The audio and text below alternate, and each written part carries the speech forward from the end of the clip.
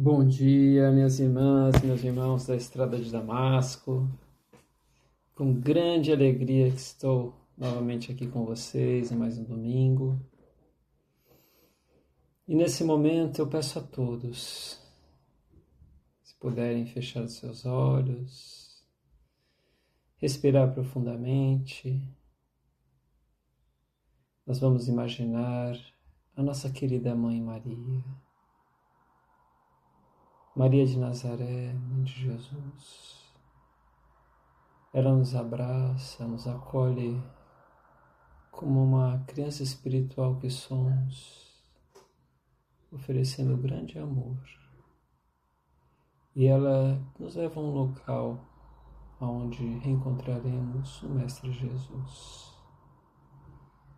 Esse local florido, muito belo, é dentro do coração de cada um de nós, onde Jesus mora e onde devemos procurá-lo nos momentos de dificuldade.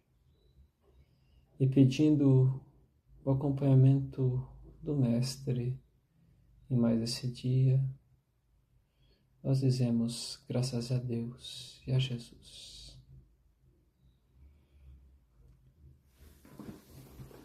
Nossa preleção do dia é sobre o casamento. E que tema mais agradável, não?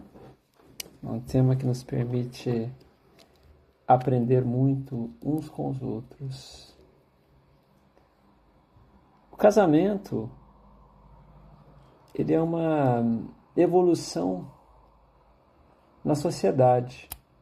O Espiritismo nos ensina que o casamento é algo que veio para transformar essa relação entre os seres, não é?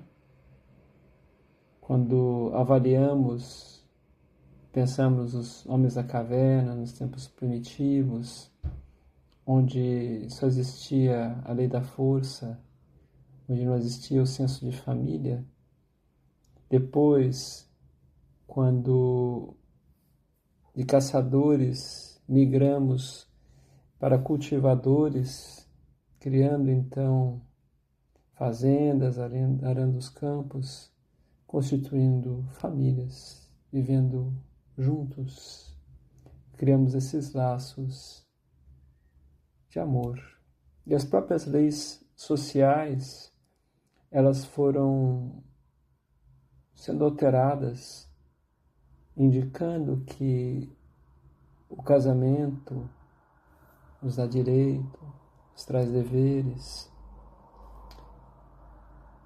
e que na maioria dos países ele é aceito, então, como uma instituição importante. O casamento é a base para uma família sólida, e aqui qualquer tipo de casamento, de união estável. Num lar onde existem pessoas que se amam e amam seus filhos, nós temos a oportunidade de criar um ambiente saudável para o desenvolvimento dessa família, um auxiliando o outro.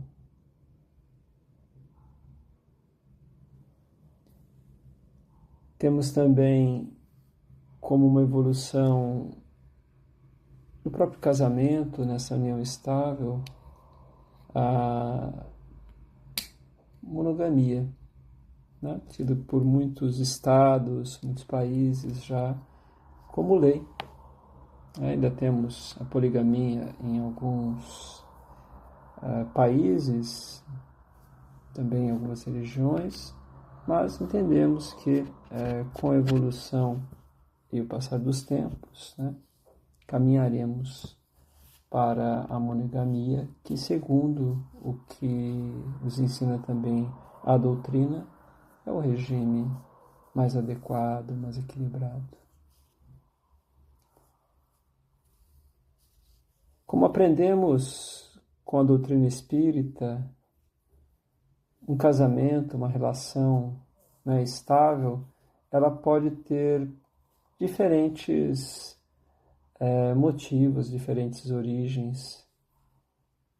Temos casamentos como prova, casamentos como aprendizados e resgates, aonde em um dado momento, em vidas anteriores,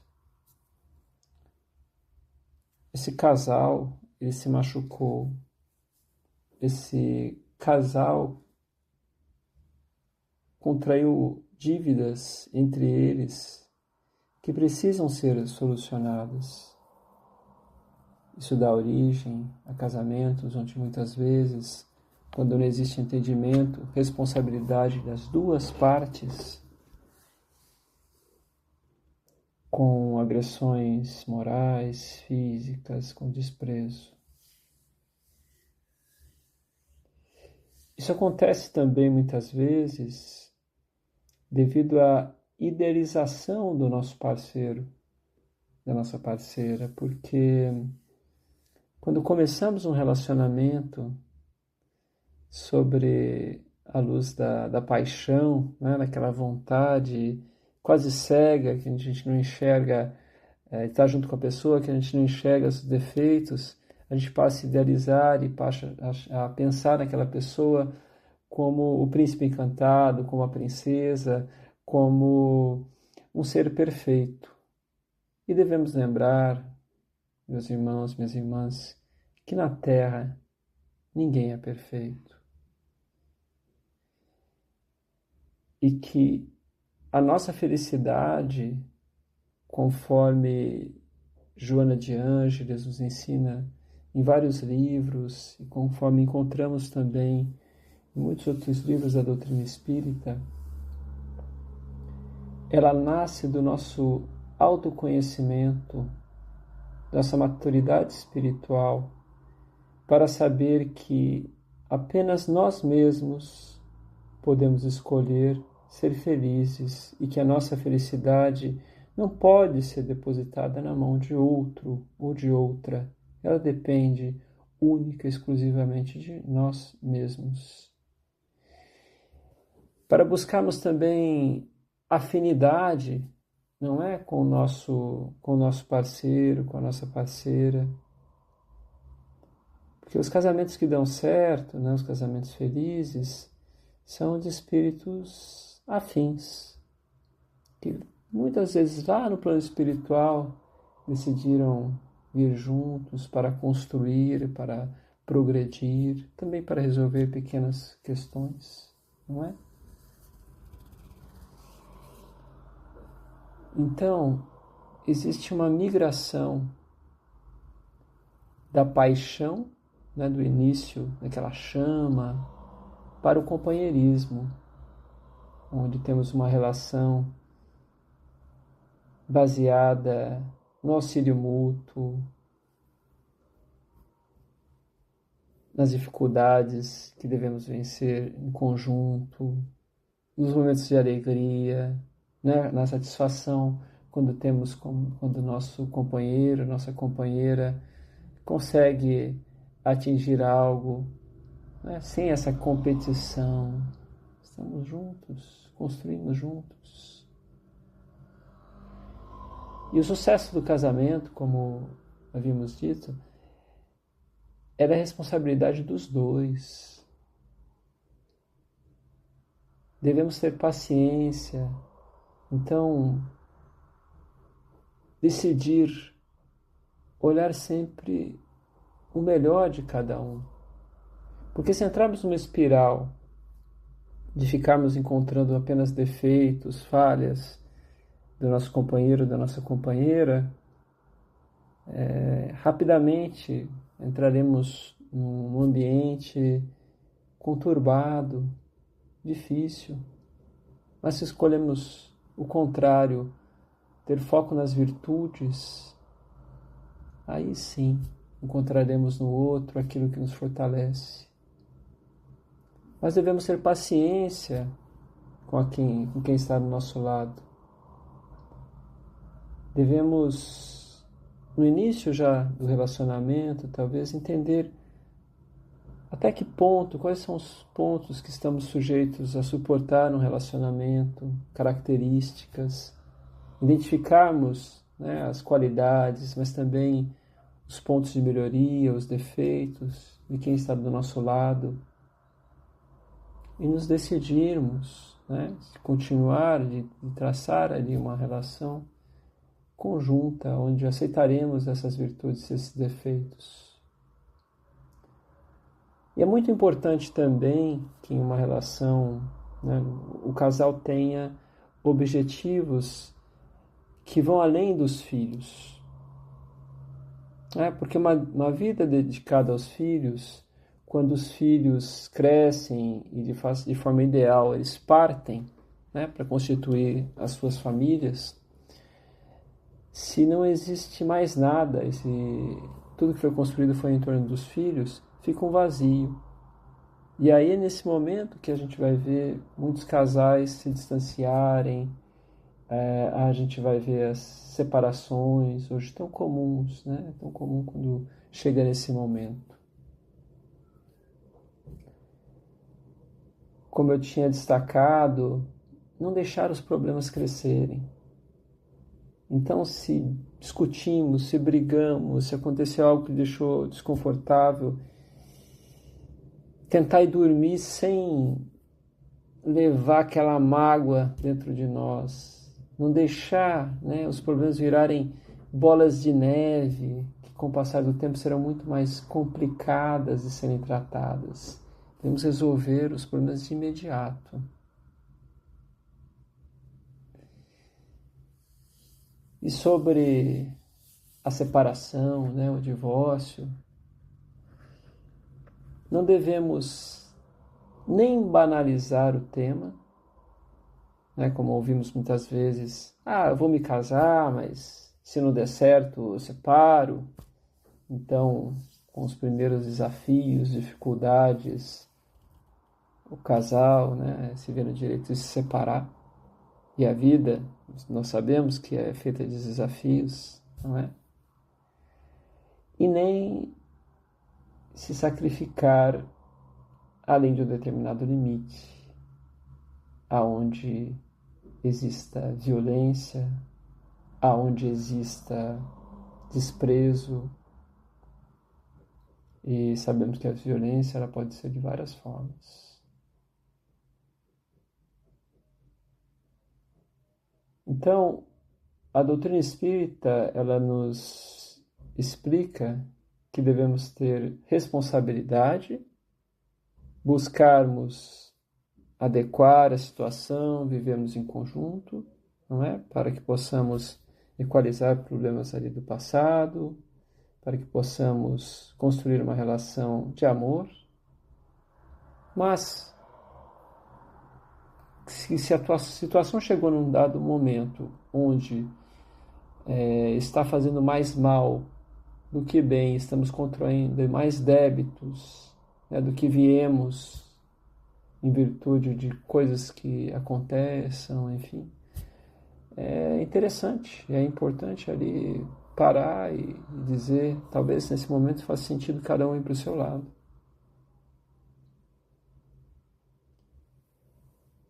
Porque cada um de nós tem o dever realmente de buscar a felicidade.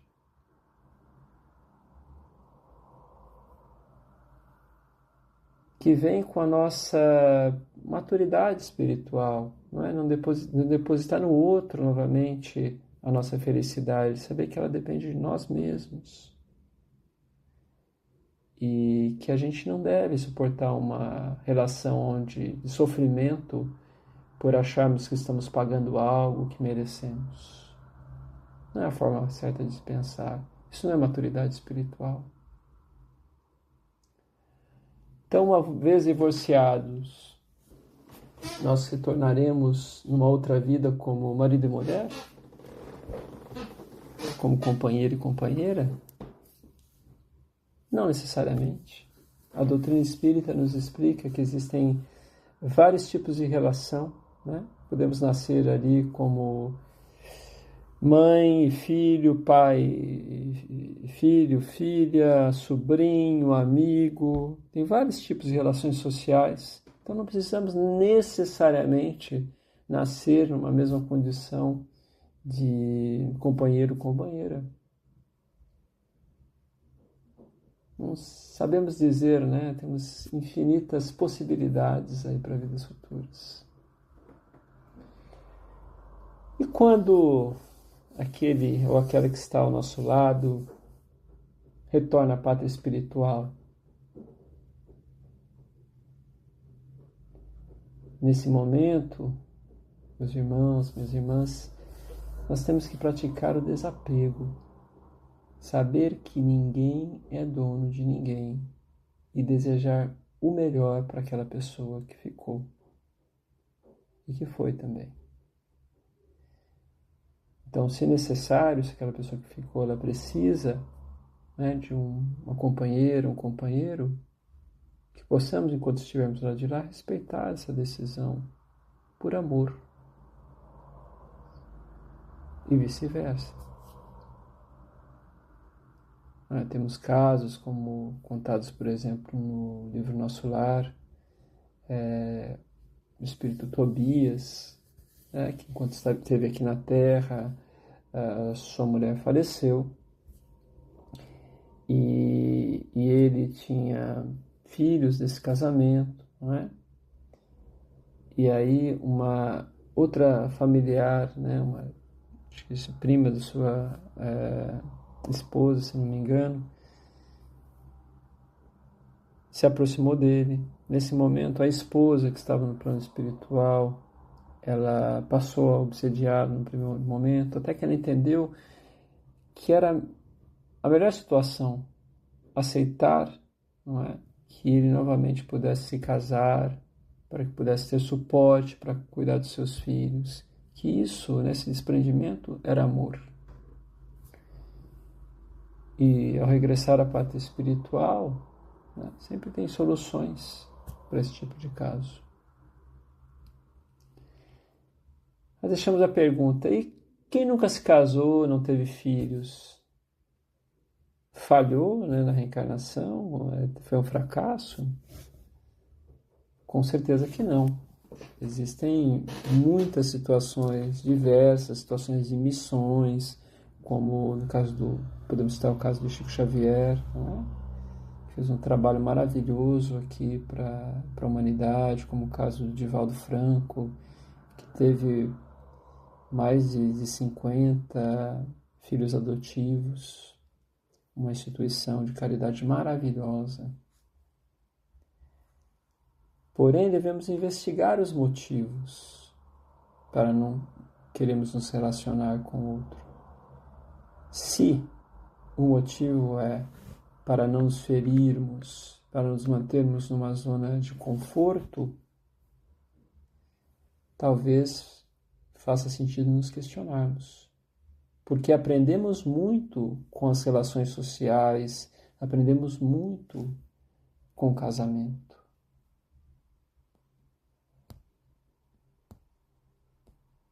Então, minhas irmãs, meus irmãos, aprendemos com a visão espírita que o casamento não é um conto de fadas, não é? São duas almas imperfeitas que se encontram aqui na Terra. É necessário que tenhamos paciência, renúncia, diálogo, respeito, perdão. Às vezes, né, será agradável, em outros momentos será um momento de provas, né, para ambos. O importante é que nós possamos compreender que nenhum vínculo é por acaso, que tudo acontece por um motivo, nos desígnios da providência maior, e ter uma visão madura para com relação a esse tema.